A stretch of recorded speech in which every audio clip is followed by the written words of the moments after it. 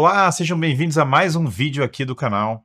E hoje é uma pergunta que eu recebo muito, bastante mesmo. Nós vamos falar sobre educação dos filhos, o que eu faço com a educação dos meus filhos e dicas práticas para educação de crianças. Então, eu tenho 5 filhos, a Maria está para nascer, talvez, muito possivelmente, quando você estiver assistindo esse vídeo. A Maria, que vai ser minha minha terceira menina, né? O quinto filho, vai nascer em breve. A minha mais velha tem 7, então tem uma escadinha lá em casa. E é sempre para todos vocês que são pais, né? Há muitas pessoas que acompanham esse canal são pais, tiveram o primeiro filho agora, alguns têm filhos mais velhos, claro. E alguns estão casando, estão se preparando para ter filho, estão procurando uma esposa. Então, tem várias pessoas interessadas nesse tema de educação dos filhos, então eu vou falar um pouco para vocês sobre o que eu faço com meus filhos, algumas ideias de educação para eles. E se você não se inscreveu no canal ainda, aproveite para se inscrever. Coloque o like nesse vídeo também, pode mandar para as pessoas que estão procurando dicas de educação. Então, olha só, quando nós falamos de educação dos filhos, a primeira coisa que eu acho fundamental é o horário na casa. E isso parece básico assim, mas eu já vi tantas famílias se perderam nesse primeiro item. Todos os dias as crianças têm que dormir e acordar no mesmo horário. Aliás, se elas dormem no mesmo horário, se tem uma rotina da noite estabelecida, naturalmente isso já ajuda a casa inteira a ter uma disciplina. As pessoas perguntam para mim, poxa, mas como que você faz? Porque tem empresa e tem que chegar em casa, e daí você vai no jiu-jitsu, e daí você faz isso aqui. Bom, é que os horários são todos os dias os mesmos. Como as crianças deitam sempre no mesmo horário e a rotina da noite sempre é igual, tem uma previsibilidade de coisas que dá para fazer. Porque a partir do momento que elas dormiram, depois tem todo o tempo livre até a hora de dormir e tem o horário que eles vão acordar. Então, a primeira coisa é ter um horário fixo, uma rotina da noite estabelecida para os filhos. Depois, uma coisa muito eficaz, isso está presente em várias pessoas extremamente bem-sucedidas, as pessoas associam isso à linha montessoriana, mas de maneira mais básica, anterior sei lá, existir ou nascer a Montessori. Fato é que a criança ir desenvolvendo autonomia é fundamental. Aprender o quanto antes a escovar os próprios dentes, aprender o quanto antes a arrumar a própria cama, aprender o quanto antes a se vestir, aprender o quanto antes a fazer a maior parte das coisas.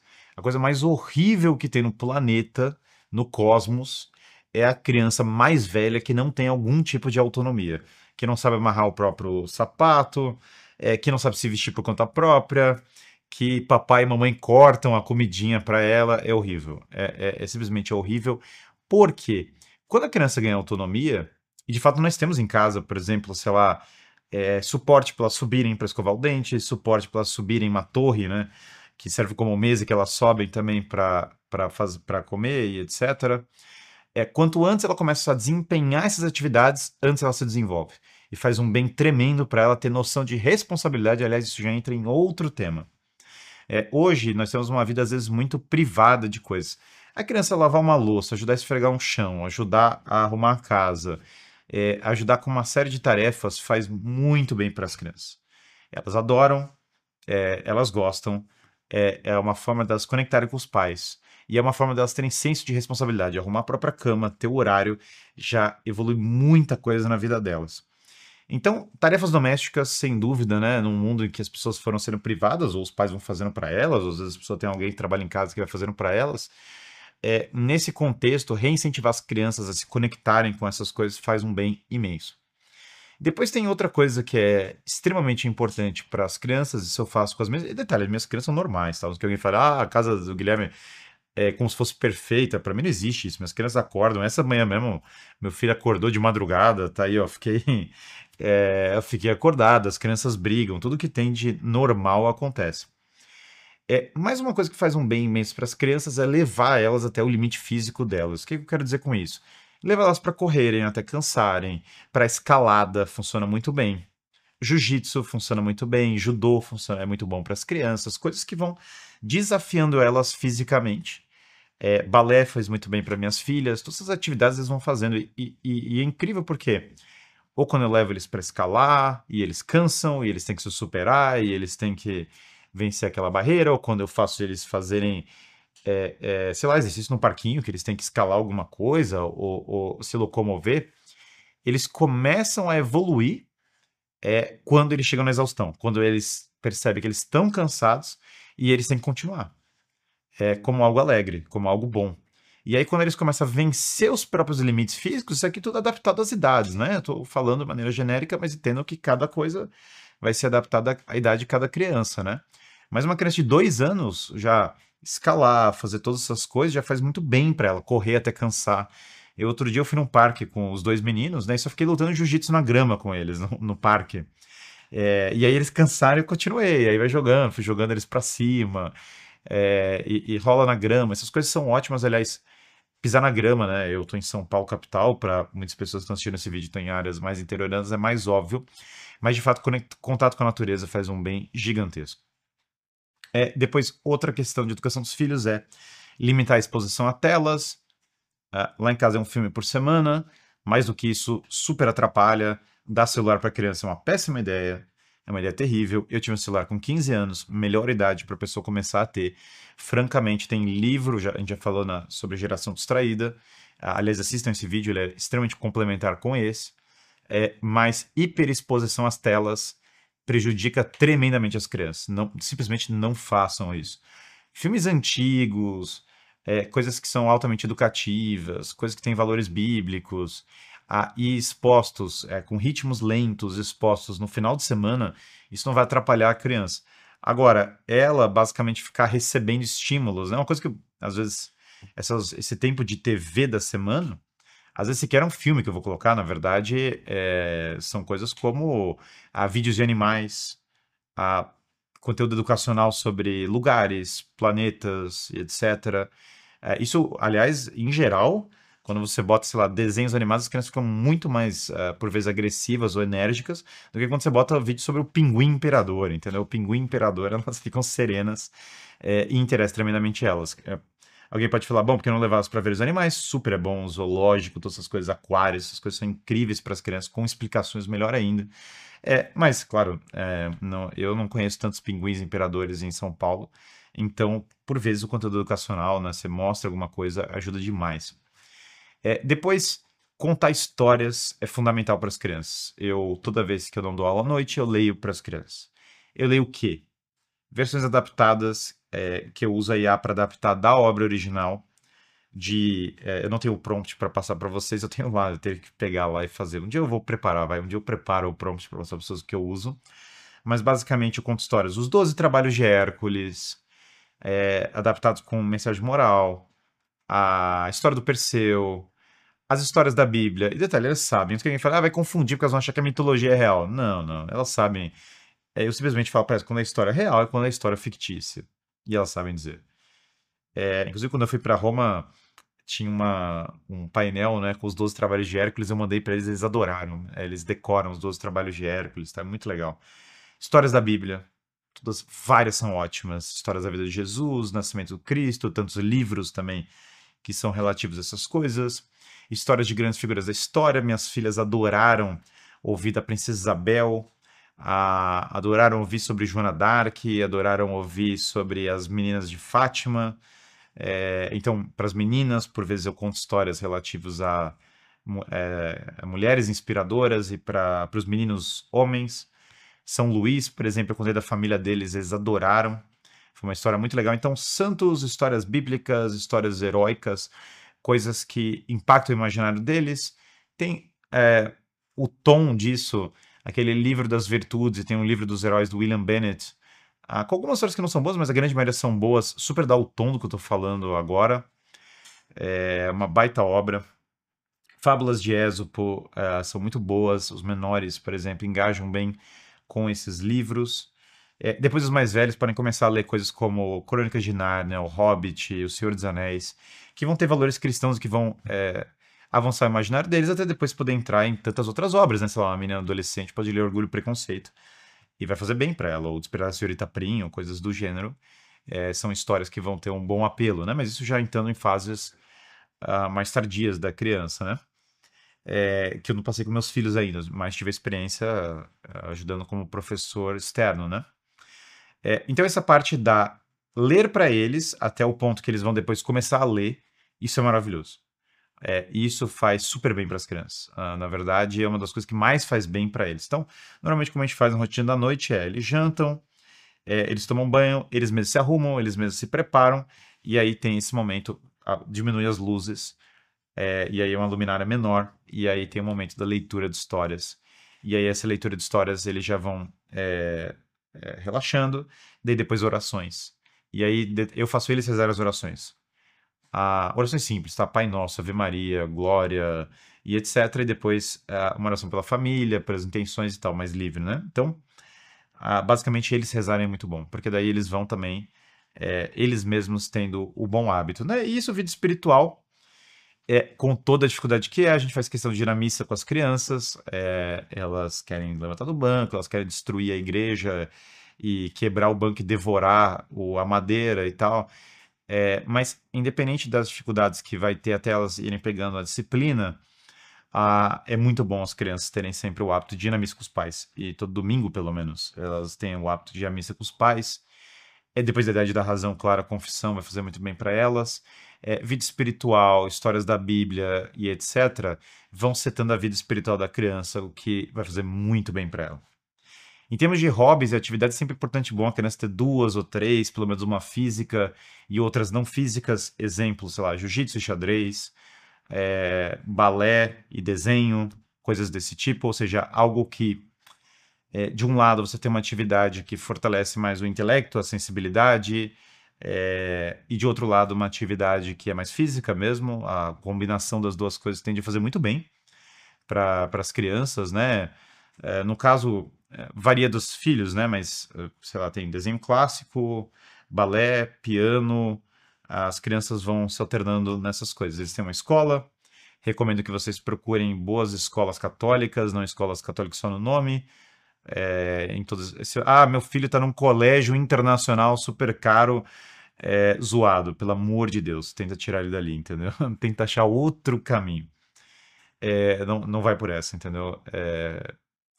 Se o colégio do seu filho não está efetivamente preocupado em não ter doutrinação, vai ter um monte de doutrinação. Vai ter doutrinação num nível inimaginável. E você que é pai, você tem que entender que piorou muito em relação à sua época. O mundo de 2025 não é o mundo que era no passado. Os professores são muito mais ideológicos. Você tem que estar particularmente preocupado com isso em relação aos seus filhos. Depois, refeições junto com a família, com oração, com disciplina, obviamente, por favor, obrigado em todas as disciplinas básicas, são importantes. Vestimento das crianças é super importante. Criança não é para se vestir igual um mini adulto necessariamente, embora claro, não faça mal para a criança ser um pouco mais formal do que hoje, mas a criança literalmente ficar largada é ruim, não faz bem para ela. Não tem a menor. Simplesmente não é bom a criança sentir-se largada, né? Entenda que muitas dessas coisas, né?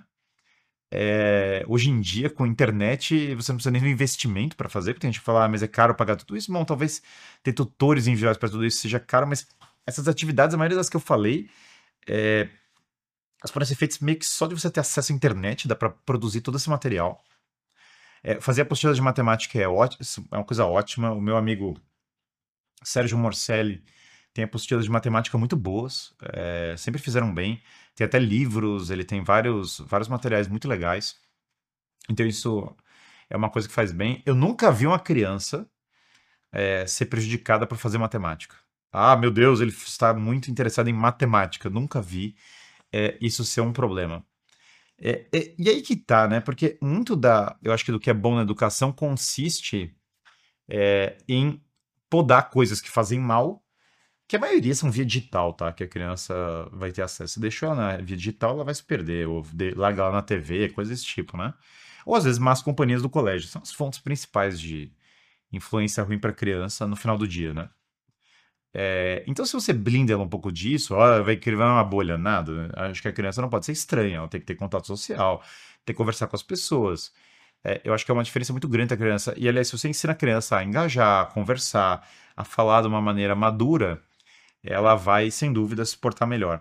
Decorar coisas faz muito bem para as crianças, decorar sobre os planetas, a explicar processos, como funcionam coisas da natureza, sobre capitais de países, sobre elementos da história, sobre as grandes figuras, como eu falei, e dando imaginário de formas geométricas, planetas, países, faz muito bem para a criança. Exposição à música é fundamental. Basicamente, disparado, o que é bom para as crianças? Música clássica. Ah, não, mas eu amo rap. Pois é, não vai fazer bem para criança. Ah, o que vai fazer bem para criança? Eu amo pagode. Pois é, não vai fazer bem para criança. O que vai fazer bem para criança, pasme, comparado com tudo mais. Isso é científico, isso não é nem uma questão, nem é tão. Tá longe de ser tão subjetivo. Cientificamente, o que mais vai desenvolver ela é ela ter que tocar um instrumento, ter que ouvir um instrumento, ter que contemplar uma música mais complexa em termos de harmonia, e é o grande tesouro da nossa cultura.